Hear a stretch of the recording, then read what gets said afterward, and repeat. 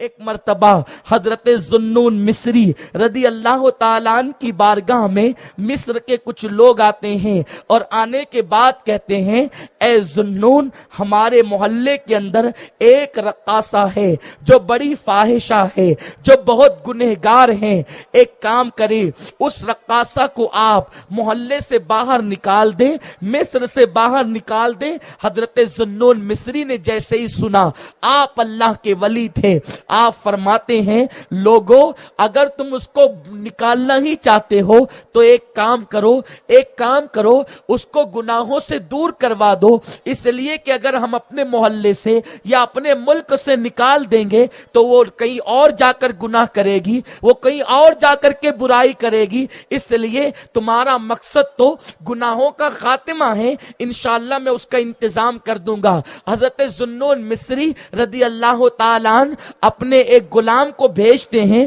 اور بھیجنے کے بعد فرماتے ہیں جا کر اس رقاصہ سے پوچھنا کہ اس کی ایک رات کی قیمت کیا ہے۔ اور جب وہ غلام پہنچا اور پہنچنے کے بعد رقاصہ سے کہا اے رقاصہ، تیرا ناچ دیکھنے کے لیے دور دور سے لوگ آتے ہیں، یہ بتا کہ تیری ایک رات کی قیمت کیا ہے، ایک رات میں تو کتنا کما لیتی ہے۔ رقاصہ نے کہا کیوں آپ ایسا کیوں پوچھ رہے ہیں؟ تو اس وقت غلام نے کہا میرے آقا حضرت ذوالنون مصری آج رات تیرے ساتھ گزارنا چاہتے ہیں۔ اس لڑکی نے اپنے بالوں کو جھرجھری دے کر بڑے غرور سے کہا لو اب ذوالنون جیسے ولی بھی میرے ناچ کے شیدا ہو گئے، میرے ناچ کے فدائی ہو گئے، اور اس نے اپنی قیمت بتا دی۔ اس کے بعد حضرت ذوالنون مصری کا غلام جب ان کے پاس پہنچا اور پاس پہنچنے کے بعد قیمت بتائی، ذوالنون مصری تیار ہو گئے۔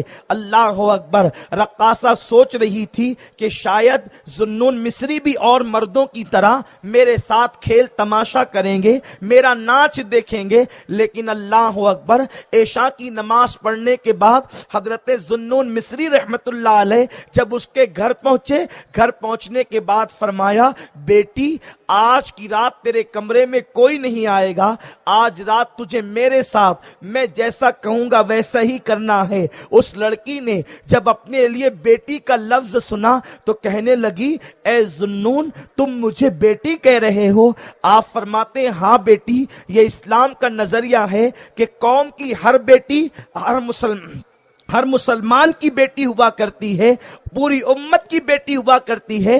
حضرت ذوالنون مصری فرماتے ہیں اس لیے میں تجھے بیٹی کہتا ہوں۔ اتنا سننے کے بعد اس نے کہا یہاں تو حال یہ تھا کہ جو بھی آتا تھا مجھے ایسے للچائی ہوئی نظر سے دیکھتا تھا جیسے بھوکا گوشت کے لوتھڑے کو دیکھتا ہے، لیکن آپ مجھے بیٹی کہتے ہیں۔ اتنا سننے کے بعد ذوالنون مصری کہتے ہیں بیٹی آج تجھے میرے ساتھ نماز پڑھنا ہے اور تجھے اپنے گناہوں سے توبہ کرنا ہے۔ حضرت ذوالنون مصری کے کہنے کے بعد اس لڑکی نے کہا لیکن ذوالنون مجھے تو نماز پڑھنا آتی ہی نہیں، میرا حال تو یہ ہے کہ اللہ اکبر میں بچپن میں یتیم ہو گئی تھی اور میری ماں نے اپنی بیوگی کی وجہ سے مجھے نچنی عورتوں کے ساتھ کر دیا تھا، اور نچنیاں عورتوں کے ساتھ رہتے رہتے میں بھی بہت بڑی نچنیاں بن گئی، اور اب حال یہ ہے کہ مصر کی بڑی نچنیوں میں میرا شمار ہوتا ہے۔ ذوالنون مصری کہتے کچھ بھی ہو، اگر تجھے نماز پڑھنا نہیں آتی تو کوئی بات نہیں بیٹی، تو میرے پیچھے کھڑے رہنا، جیسے میں کرتا ہوں ویسے تو بھی کرنا۔ وہ لڑکی غسل کر کے آئی، اچھے کپڑے پہنے اور ذوالنون مصری کے پیچھے کھڑی ہو گئی۔ حضرت ذوالنون مصری نے اللہ اکبر کہہ کر جب ہاتھ باندھے اس نے بھی ہاتھ باندھ لیے۔ ذوالنون مصری نے تلاوت قرآن کرنی شروع کی۔ قرآن مقدس کی تلاوت میں حضرت ذوالنون کی آواز میں وہ تاثیر تھی کہ اس لڑکی کے دل پر تلاوت قرآن اثر کرتی ہے، اور اس کے بعد اس کی آنکھوں سے آنسو نکلنے لگتے ہیں اور اس کا دل اللہ کی طرف مائل ہونے لگتا ہے۔ پھر کیا ہوا؟ حضرت ذوالنون مصری نے رکوع کیا، رکوع کے بعد جب سجدہ کیا، سجدے میں سر رکھ کر ذوالنون مصری کہتے ہیں اے اللہ بڑی محنتوں سے میں اس کو یہاں تک کے لایا ہوں، اے میرے پروردگار اس کو یہاں تک لا لانا میرا کام تھا، اس کے آگے سنبھال لینا تیری رحمت پر ہے مولا، اگر تو نے اس کو راہ نہ دی تو اس کے بعد پھر کوئی اسے یہاں تک نہ لا سکے گا۔ حضرت ذوالنون نماز مکمل کرتے ہیں، جب سلام پھیر کر پیچھے دیکھا تو کوئی نظر نہ آیا۔ حضرت ذوالنون مصری اس لڑکی کی تلاش کرتے رہے، کوئی نہ ملا۔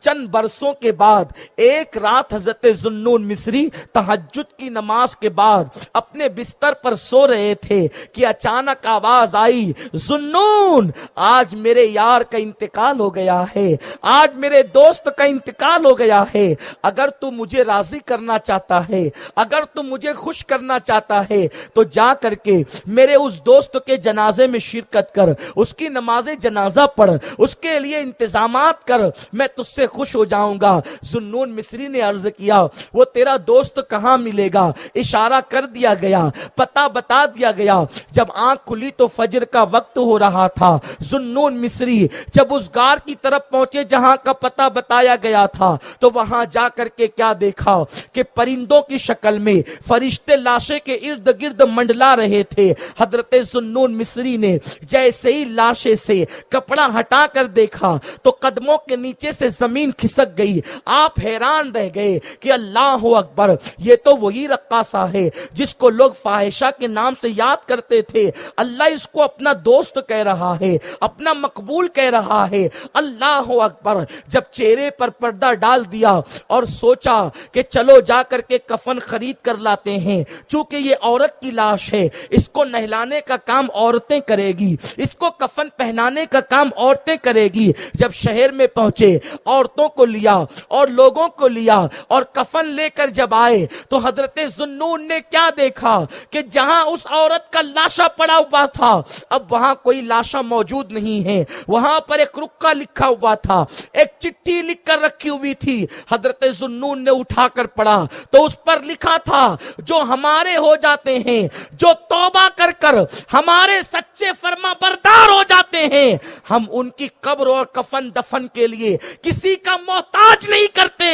ان کا انتظام بھی ہم خود ہی کر لیا کرتے ہیں۔ اللہ اکبر۔ یہ پڑھنے کے بعد حضرت ذوالنون کی آنکھوں میں آنسو آ گئے، عرض کرتے میرے کریم وہ تو رقاصہ تھی، اچانک وہ تیری محبوب اور مقبول کیسے بن گئی؟ تو ارشاد ہوا ذوالنون جب اس نے پہلا سجدہ کیا تو اس نے سچی توبہ کی، اور جب سچی توبہ کی تو ایک سجدے کی برکت سے ساری زندگی کے گناہ معاف کر دیے گئے، اس کی بخشش کر دی گئی، اس کو نجات کا پروانہ دے دیا گیا۔